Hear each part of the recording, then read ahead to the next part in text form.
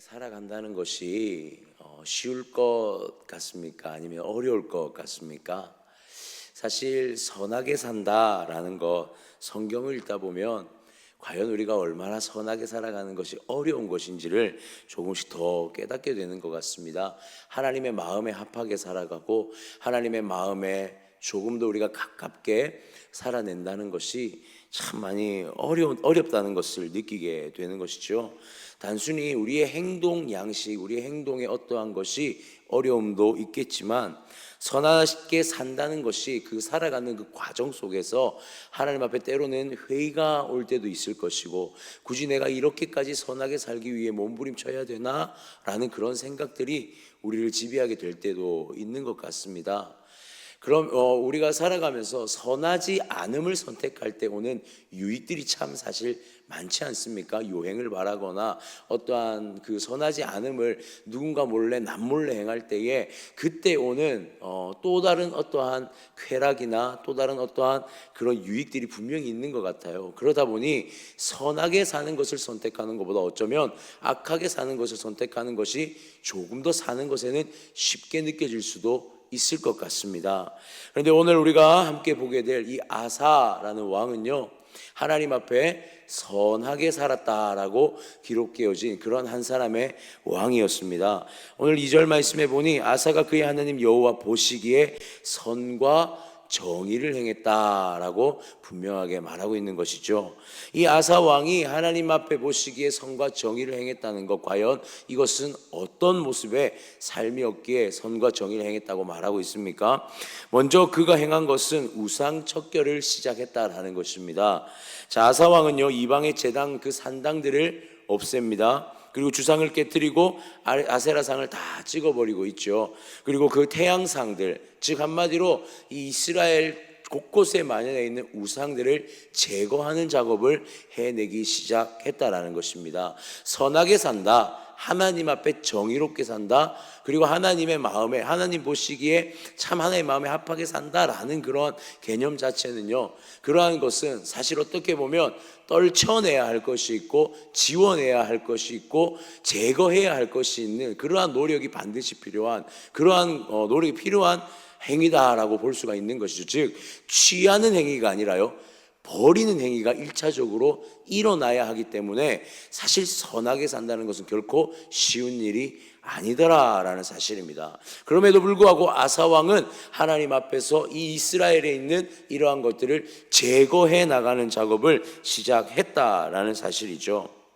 단순히 우상뿐만이 아닙니다. 열왕기상의 기록에 보게 되면 14장에 보면 그는 창기들이나 이 남색하는 모든 자들까지도 다 그 유다 땅에서 떠나보내려고 하는, 즉 이 유다 땅에 하나님이 기뻐하시지 않는 것에 대해서는 철저하게 제거하려는 시도를 아주 강력한 제도를 통해 시작했다라는 사실입니다.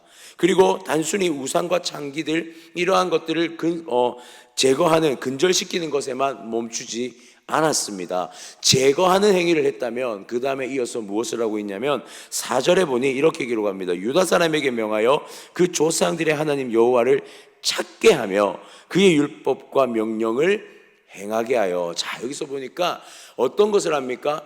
지워낸 자리에 다시 하나님의 것을 채우려고 하는 시도를 하고 있더라는 것입니다. 여러분, 우리가 일반적으로 가지고 있던 습관이나 습성을 내어버리는 것도 어렵습니다. 그런데 그 습관이나 습성을 내어버리는 것을 넘어서 그것에 다시 새로운 것을, 다시 그것을 채운다는 것 또한 결코 쉬운 일은 아니더라는 사실이죠. 그래서 오늘 성경에 보면 여호와를 찾게 했다라고 말하고 있습니다. 찾다라는 것 또한 무엇이 담겨 있습니까? 의지적인 것이 담겨 있는 거예요. 우리가 그들이 더욱더 의지적으로 하나님을 찾는 행위를 했다라는 것입니다. 그리고 그것이 어떠한 방법이었습니까? 여호와의 율법, 하나님의 율법을, 그 명령을 행하려고 하는 시도가 그들 가운데 있었다라는 사실이죠. 우상을 척결하는 것에 있어서 이어서 하나님을 찾는 이 연결은 우상을 섬긴다는 것, 그런 것들이 단순히 어떠한 예배적인 것에서만 따르는 것이 아니라 삶의 모든 전 영역에 의한 새로운 개혁을 시도했다라고 볼 수 있는 것입니다. 왜냐하면 그들 가운데 만연해 있던 우상은 예배적인 요소가 아닌 그들의 삶의 행동 양식까지 다 바꾸어 버린 것이었기 때문에 이 모든 것을 하나하나 차근차근 다시 뒤집어 하나님께로 초점을 맞추는 시도들, 그 변화가 분명히 필요했기 때문이었다는 것이죠. 나아가 우상을 밀어낸 자리는 원래 누구의 자리입니까? 우리 하나님의 자리였다는 사실이에요. 하나님께서 그 주권과 통치가 우리의 삶 가운데 다시 들어오게 하는 작업, 다시 하나님께서 우리의 인생에 좌정하시고 우리의 인생에 개입할 수 있도록 우리가 해야 할, 하나님 앞에서 행해야 할 그 모든 것들을, 때로는 어렵고 그것이 쉬운 일이 아님에도 불구하고 오늘 이 아사 왕은 그 개혁을 시작했다라는 사실입니다. 여러분, 유다의 실패가 바로 하나님의 주권을 잃어버린 것이라면 오늘 아사 왕은 다시 그 실패를 딛고 일어나는 것에 하나님의 주권을 회복하는 것, 그렇게 하기 위해서 여호와의 율법과 하나님의 법도를 지키는 것부터 시작했다라는 것이죠. 그렇다면 이러한 것이 어떠한 결과를 가져왔을까요? 5절과 6절에 이렇게 기록합니다. 또 유다 모든 성읍에서 산당과 태양상을 없애매 나라가 그 앞에서 평안함을 누리니라. 6절에 여호와께서 아사에게 평안을 주셨으므로 그 땅이 평안하여 여러 해 싸움이 없은지라. 그가 견고한 성읍들을 유다에 건축하니라. 아멘. 자, 여기서 보니까 하나님의 통치 가운데 평안을 누렸다라고 분명하게 말씀하고 있습니다. 하나님의 샬롬이 그들 가운데 회복되어지기 시작한 것이죠. 또한 이것이 그냥 단순히 평안했다라고 말하는 것이 아니라 그 평안함을 지킬 수 있고 유지할 수 있는 모든 것들이 그들 가운데 일어났다고 말하는데, 그것이 바로 다시 성벽을 건축하고 다시 재정비하는 것들, 견고한 성읍들을 다시 세워가는 이러한 작업들을 해나가기 시작했다는 것입니다. 또한 8절을 보면요, 이렇게 기록합니다. 아사의 군대는 유다 중에서 큰 방패와 창을 잡는 자가 30만 명이요 베냐민 중에 작은 방패를 잡으며 활을 당기는 자가 28만 명이라. 그들은 다 큰 용사였더라. 아멘. 그들은요, 무엇을 행합니까? 하나님이 주신 평안함을 그들은 끝까지 유지하기 위해서, 그것을 지키기 위해서 그냥 그것을 방만하게 내버려 두는 것이 아니라 이것을 지키기 위해 병사들, 군사들을 재정비하고 있는 것을 보게 되더라는 사실입니다. 그리고 아사는 1년에 이러한 모든 상황에서 7절에 이렇게 고백하는데요, 아사가 일찍이 유다 사람에게 이르되 우리가 우리 하나님 여호와를 찾았으므로 이 땅이 아직 우리 앞에 있나니 우리가 이 성읍들을 건축하고 그 주위에 성곽과 망대와 문과 빗장을 만들자. 우리가 주를 찾았으므로 주께서 우리 사방에 평안을 주셨느니라고 이에 그들이 성읍을 형통하게 건축하였더라. 아멘.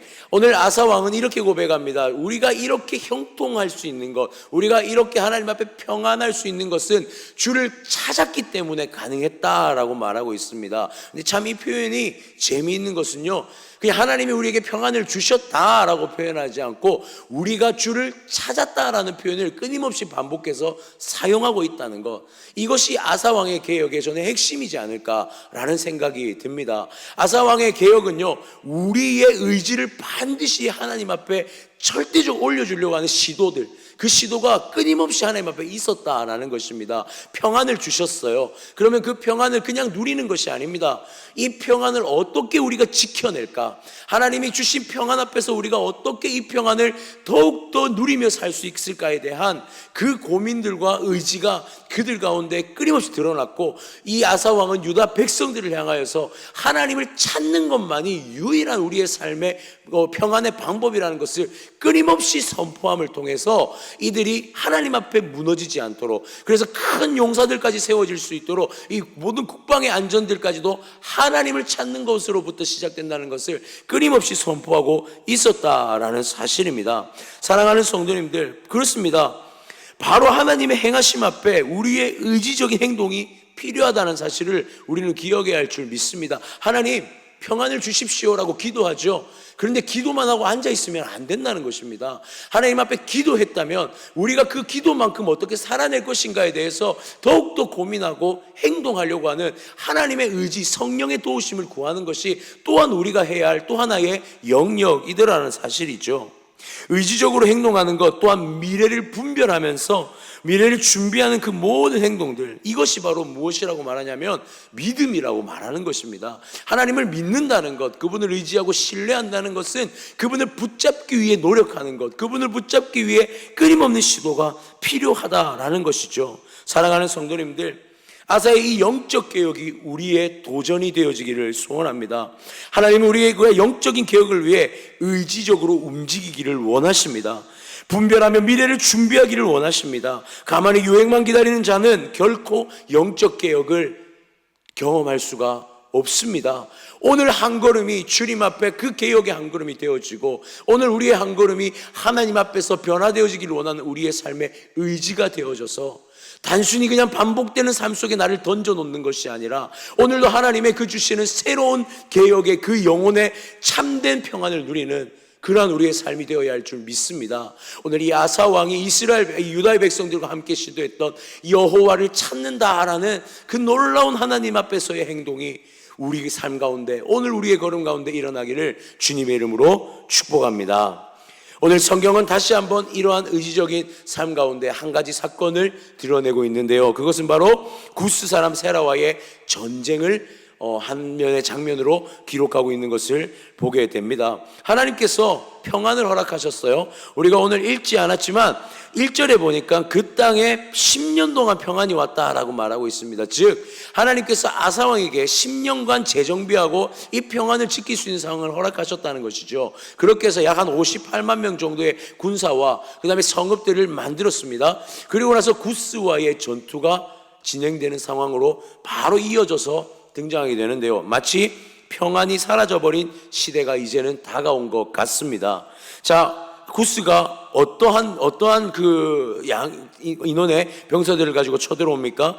9절에 보니 구스 사람 세라가 그들을 치려하여 군사 100만 명과 병거 300대를 거느리고 마레사에 이르매. 자, 여기서 보니 앞서 8절의 말씀에 보니 그들의 병사, 이 유다의 병사가 약 한 58만 명 정도가 정예병이 있다라고 설명을 했습니다. 그런데 이 구스의 병사는 어떻습니까? 100만 명입니다. 거기에다가 병거가 300대. 여러분, 한 2배 정도 차이 나는 군사가 지금 마레사라는 곳에 대치하고 있는 것을 보게 됩니다. 이것은 누가 보아도 불리한 전투죠. 2배의 차이가 났습니다. 그런데 여기서 보니 분명히 하나님이 이들에게 평안을 주셨고 아사왕에게 10년간의 그 정비의 기간을 주셨는데 이 전쟁의 상황은요 그렇게 유리한 상황은 아니더라라는 사실이죠. 자, 그렇다면 아사왕이 이 전쟁에 어떻게 임하고 있는가, 우리는 그것을 한번 살펴볼 필요가 있는데요. 11절 한번 볼까요? 아사가 그의 하나님 여호와께 부르짖어 이르되 여호와여, 힘이 강한 자와 약한 자 사이에는 주밖에 도와줄 이가 없사오니 우리 하나님 여호와여, 우리를 도우소서. 우리가 주를 의지하오며 주의 이름을 의탁하옵고 이 많은 무리를 치러왔나이다. 여호와여, 주는 우리 하나님이시오니 원하건대 사람이 주를 이기지 못하게 하옵소서 하였더니 아멘. 자, 하나님 앞에 그가 하는 전투의 방식은 무엇이었습니까? 대치 상황에서 부르짖는 행위를 하나님 앞에 하고 있더라라는 사실입니다. 자, 이 기도를 보니까요 이렇게 보여집니다. 하나님 앞에 기도하는 가운데 내가 하나님 앞에 연약합니다라는 고백을 먼저 하나님 앞에 드리고 있습니다. 하나님 앞에 이 기도의 자체가 하나님 그저 단순히 하나님 이기게 해주십시오가 아니라 하나님, 나는 하나님 앞에 이 전쟁에서 승리할 힘이 없는 연약한 자입니다 라고 말하며 자신의 지금 상태와 자신의 존재가 어떠한지에 대해서 하나님께 분명하게 아뢰고 있더라라는 사실이죠. 먼저 자신에 대한 분석, 자신에 대한 것이 명확하게 아사왕은 서 있었습니다. 하나님 앞에 기도하는 내가 어떤 상태인지를 명확하게 알고 기도하고 있더라라는 사실이죠. 그래서 나는 이들 가운데 약한 자이기에 하나님밖에 나에게 도움이 될 것이 없습니다라고 분명하게 하나님이 나의 도움 되심을 또한 구하고 있더라라는 사실입니다. 그리고 이 기도 가운데 이런 표현을 합니다. 여호와여, 주는 우리 하나님이시오니 당신이 나의 하나님 주권자이십니다 라는 것. 10년간 우리를 이렇게 인도해 주셨고 10년간 우리에게 평안을 주셨다면 오늘 이 눈앞에 이기지 못할 것 같아 보이는 이 100만 명이나 되는 이 병사들 앞에서 당신이 우리의 하나님이십니다 라는 이 고백, 이것은 이 싸움은 하나님께 있습니다 라고 전적으로 하나님 앞에 의탁하고 의지하는 기도를 올려드리고 있더라라는 사실이죠. 이것은요, 승리에 대한 확신과 더불어서 하나님이 반드시 이 전쟁 가운데 행하실 것이라는 그 놀라운 확신인 믿음이 그 가운데 있었음을 보여주고 있는 것이죠. 하나님은요, 이 기도 가운데 즉각 응답하고 계시는 것을 보게 됩니다. 저는 참 재밌는 것이 성경을 보면 하나님이 이 전투의 과정을 낱낱이 설명한 전투들이 있다면 하나님이 전투의 어떤 과정을요 낱낱이 설명하지 않는 전투들도 굉장히 많이 등장하는 것을 보게 됩니다. 오늘 아사의 전쟁 같은 경우에도 그냥 하나님께서 구스를 치셨다라는 이 표현 하나로 이 전쟁의 승패는 다 종결되어져 버리는 것을 보게 됩니다. 그냥 단순합니다. 하나님이 나서서 해결하신 것입니다. 하나님께서 구스와의 전투에서 그냥 승리를 주셨다라는 것이죠. 그 12절에 보니 여호와께서 구스 사람들을 아사와 유다 사람들 앞에서 치시니 구스 사람들이 도망하는지라. 아멘. 철저한 하나님의 승리가 그들 가운데 펼쳐지기 시작합니다. 13절부터 14, 15절까지는 그 패배하여 도망하는 이들을 쫓아가 모두 다 진멸시켜버리는 완벽한 승리가 이스라엘의 손에 하나님에 의해서 주어지게 되고, 그들이 쫓아갔던 그 지역, 그곳이 어디죠? 그랄. 이 14절에 나오는 이 블레셋의 그랄이라는 지역까지 쫓아가서 진멸시켰는데 거기서 끝나지 않습니다. 이 여호와를, 이 하나님의 은혜로 승리한 이 백성들이 그 그랄까지도 쳐서, 그 이방까지도 쳐서 수많은 전리품들을 가지고 예루살렘으로 돌아오는 장면까지 오늘 성경은 우리에게 소개하고 있더라라는 사실이죠. 오늘 하나님을 향한 이 아사의 기도가 바로 핵심적인 내용이다라는 것입니다. 이 기도가 하나님의 응답에, 하나님의 행하심의 핵심적인 내용이었다라는 사실이에요. 자신의 연약함을 인정하는 기도를 하나님께 드립니다. 하나님께 나의 약함을 토로하는 기도, 그리고 나의 약함에는 하나님의 도움밖에는 살아날 길이 없다라는 이 기도가 하나님의 마음을 움직이는 기도였다라는 사실이에요. 여러분, 하나님 앞에 나의 있는 모습 그대로를 고백하는 기도가 분명히 필요한 줄 믿습니다.